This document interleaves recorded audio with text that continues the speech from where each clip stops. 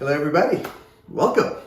It is I, Meherwan Irani, the Sultan of Spice, the Maharaja of Masala, the Archbishop of Ajwain, shall we say? But actually today I'm just a simple, humble chaiwala, because I'm here to demonstrate how to make the perfect cup of chai.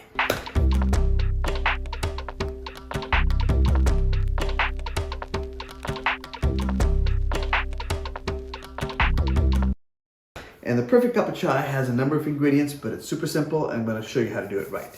But the first thing we're going to talk about is what is chai? Chai is the Indian word for tea. The British introduced tea to India. The British got their love and taste for tea from China. So the Mandarin word for chai is actually cha. I'm not probably pronouncing it perfectly, there's some inflections and whatnot there. And when that tea was brought to India, the Indians sort of modified the Mandarin word for cha and ended up calling it chai. So CHA became CHAI. So the tip I have for everybody is don't say chai tea. You're saying the same word twice in two different languages. It's kind of like asking for some of that queso cheese. So we're just going to say chai when we're referring to the Indian concoction that we're going to make today called chai. Otherwise, you're free to call it tea. Just don't call it both. Tell Starbucks, somebody, anybody. Chai is probably the most beloved of Indian drinks. Indian street drinks. It's a hot, milky, sweet, often spiced concoction made with a lot of milk, water, tea leaves, and sugar. Sometimes a little ginger, sometimes a little cardamom, sometimes a little mint. These are added depending on the time of the year, what you're in the mood for, and often regionally. Whatever region you come from, they usually have their own way to season up and flavor the chai. But we're going to talk about the king of all chais, chai masala, or otherwise known as masala chai. And what masala chai is, a special occasion chai. So when you've gone out for a particularly fancy meal and you wanted to just celebrate with something perfect afterwards, a cup of masala chai is when you're stepping up your game. So almost every tea vendor on the streets of India will make sada chai, which is plain chai, cutting chai, which is chai cut into multiple helpings for different people. And if you're really feeling like you're up for it, you can always request masala chai. So after a successful exam, we'd all go out and celebrate with a little masala chai, and I'm going to show you how to make that today using Spicewalla, masala chai. Okay, so to make a perfect cup of chai, we're going to start with 50-50 milk and water. So 50-50 could mean a cup of each, 2 cups of each, whatever it is that you're trying to make. So essentially, I'm going to make a 4-cup batch of chai. So this has got 2 cups of water and 2 cups of milk in here in the pot. Come on over. Let's show everybody. And what I do is bring this to a boil. So I stir carefully. Well, always stir carefully. Anything less than carefully would be a disaster. But I basically stir the milk and water together so that I don't allow the milk to burn and stick to the bottom of the pot and form like that skin on the bottom. And it starts getting a little bit frothy. Now, somebody might say, well, Meherwan, why not just bring this thing to a boil and be done with it? I feel like cooking it on medium-high heat, letting it come to a boil slowly, and letting it get this froth on top is, for me, part of the experience of chai. It just creates this creaminess and this texture that's just fantastic. So when you see the milk coming to a boil and starting to boil over, bring the heat back down. And you want to give it about a good 5 or 6 minutes at this temperature where it just is simmering at the edge of a boil. Bring it up, bring it down, bring it up, bring it down. So it involves standing here, not going anywhere, because you know what's going to happen the minute you turn your back to this pot of water and milk is just going to boil over. And giving it a stir occasionally with a spoon, allowing it to get to, I don't know if the camera can capture this little bit of foam that's starting to form around the edge. Just think cappuccino foam. That's what I'm literally creating in the pot over here by stirring occasionally. And it's not going to happen unless you have enough of a ratio of milk to water. And that's why minimum 50-50. Now, if I had chai in Surat, in Gujarat, in the state of Gujarat, where it was made 100% with whole Amul milk, oh my God, it was decadent. You could only drink a tiny shot at a time. But here we're going to make a cup of chai that is both delightful, decadent, but not so heavy that you can't drink more than 1 cup. Alrighty. Woo! Look at that. Bring it to a boil, watch it, and let it come down. So I've been doing that on and off for about 7 or 8 minutes, and I've let it come up to a boil and down and up to a boil 3 or 4 times, and I feel like I've got a nice frothy chai, and it's going to be beautiful and delicious and creamy. Okay, next ingredient is itself the tea leaves. Now this is again a really, really important thing to talk about. What we have here is this robust Indian granules of tea called CTC chai. It's a designation for the style of tea. So what do I mean by that? What you don't want here is Darjeeling or Ceylon or Assamese chai or any of, or Simla chai, any of these sort of really delicate teas that are great for steeping and enjoying a delicate cup of tea. What you want for making robust, strong, hairy-chest Indian chai is this very particular cut where the tea leaf is torn. Well, it's cut, torn, and curled, and that's what the CTC stands for, and roasted really, really dark. So think espresso roast when it comes to coffee. And you end up with these little granules of tea. So they don't even look like tea leaves anymore because of the cutting and the curling and the tumbling that happens in the roasting, and you get this really beautiful, robust chai. So that's what we're going to be used. How do you find this? Oh gosh, any Indian grocery store will carry this. Go online, go to Amazon, just Google CTC Indian tea leaves, and you'll be able to find many, many brands. My personal favorite is Wagh Bakri, Tiger Goat brand.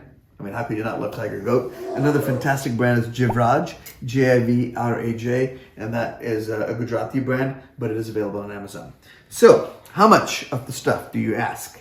So 1 tablespoon per 2 cups of, the liquid you're boiling here. So since we've got 4 cups, I'm going to put 2 flat tablespoons. 1 and 2. There we go. That's in. Another question that gets asked a lot is what kind of milk? 100% whole milk. You don't want to use fat-free milk. You're just not going to get that beautiful, decadent mouthfeel that whole milk gives you. I mean, in India, that's how it's made, always with whole milk, quite often with buffalo milk also. And I like to get grass milk, grass-fed cow milk. Organic Valley's got, trust me, they're not sponsoring me or anything, but Organic Valley's got a great grass milk brand, but often you'll find local milk purveyors, possibly in your region, that may sell at your local grocery store that have beautiful grass-fed milk. And why do you prefer the grass-fed? I prefer the grass-fed. It reminds me of chai in India. Like most of the cows in India graze just in open fields, and there's just this grassiness to the milk that I love, that background flavor. I love that background sort of note of hay and grass that it gives to the tea. Okay, so once the chai is in, stir, and you get this beautiful striation when you first dump it in. I just love that looks as the tea and the milk come together. And the tea is going to take a few minutes to cook. And we're really going by color right now, not even really by time, because it all depends on how much liquid you got, how much tea you got in there, and what temperature your range is at. So stand here, keep your hand on the, I wanted to say the volume knob, but you know what I mean, the gas knob here, the fire knob, the heat knob, and work it like a DJ, and stir constantly, and keep that froth going, and keep that chai brewing in there.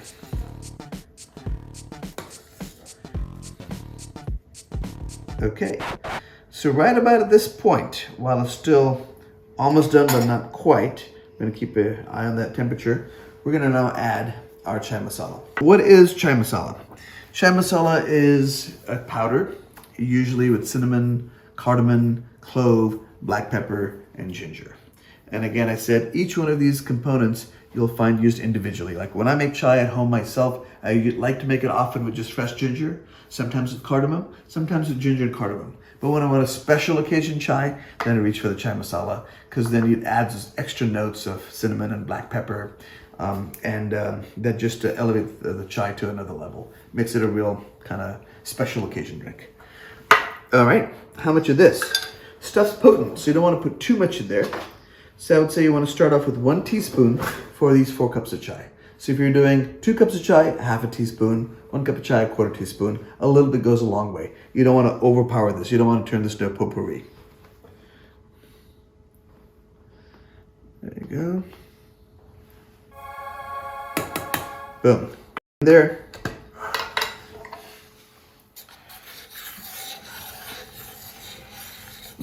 Right off the bat, you can smell that ginger as the minute it hit the tea. Hasn't quite reached its optimal color yet. We're looking for a couple of shades darker than this. I'll show you when we get to the right shade we're looking at. And this continuous boiling action with the tea in it is all part of the all of the preparation. Somebody might go, well, why not just throw extra tea leaves in there and get it darker quicker? Then you're kind of getting a lot of tannic acid from the tea in there and a lot of bitterness from the tea leaves coming to the chai. We want this to be mellow and rich and smooth, but still robust.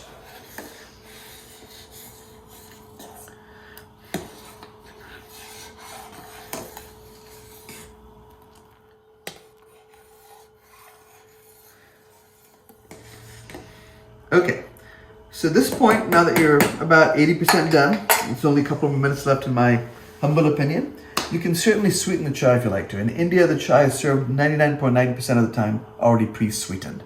And what they do is they add the sugar while the chai is still in the boiling phase, and the chaiwallas believe that adding the sugar at that point just helps the sweetness of the chai just get this additional depth of flavor, maybe from the sugar just boiling with the milk and completely breaking down. But at home, if you want to modulate your own sugar, and different people have different preferences, add sugar afterwards, it's perfectly fine. Just make sure the chai is hot in your cup when you add sugar so the sugar melts in properly. You don't want just that little bit of sugar sitting there at the bottom of the cup. We're approaching about that. That's kind of the color we're going for. And we're very close to that. Dark caramel? Dark caramel. Dark caramel is the color we're going for. You just have to get used to what it looks like. I mean, here's the thing. I feel like too many people pull chai at this phase where it's still just sort of lightly brown. And I think it's pulling it a little too early. It hasn't quite fully developed that complete depth of flavor and extracted all of the flavor out of the tea leaves.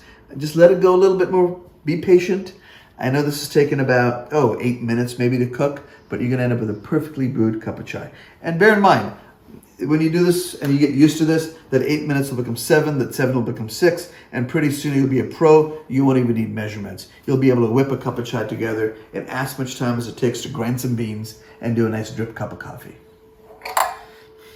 And impress everybody with all your newfound knowledge in the process. All right, guys. So far also, we have not really talked tools of the trade. A nice 4-quart, 5-quart stainless steel or nonstick pot. Something with a little bit of a curled edge so that you can pour the chai out easily without it going everywhere. A nice stirring spoon so they can keep stirring the chai. And very important, a strainer. I like a metal mesh strainer, and they make these in India. I'm sure you can find these in the US online.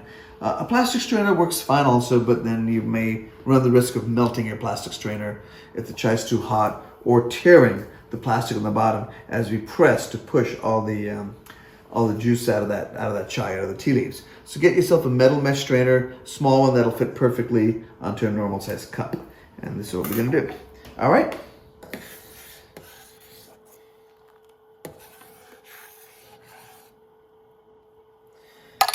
And this sort of low boiling roll is not just extracting maximum flavor from the tea while still keeping it mellow, it's also slightly reducing the water content in here. So to a certain degree, the chai is becoming a little bit thicker and a little bit richer and even more delicious. I can almost see from the line where the chai is reduced just about a little bit in the pot. Okay, that is the color, folks, that we're going for.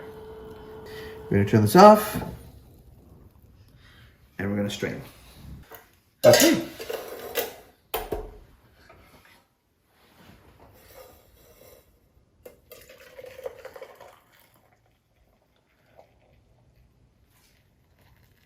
Well, there you have it. Spicewalla's chai masala chai. Let's give ourselves a pour.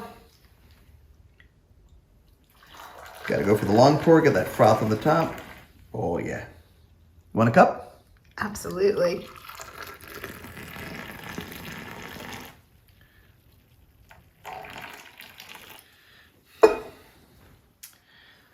Here you go. Cheers, everybody. Cheers. I can smell the ginger, a little bit of cinnamon coming off the top. Ooh, forgot to sweeten the chai. A little bit of sugar makes it all go down. All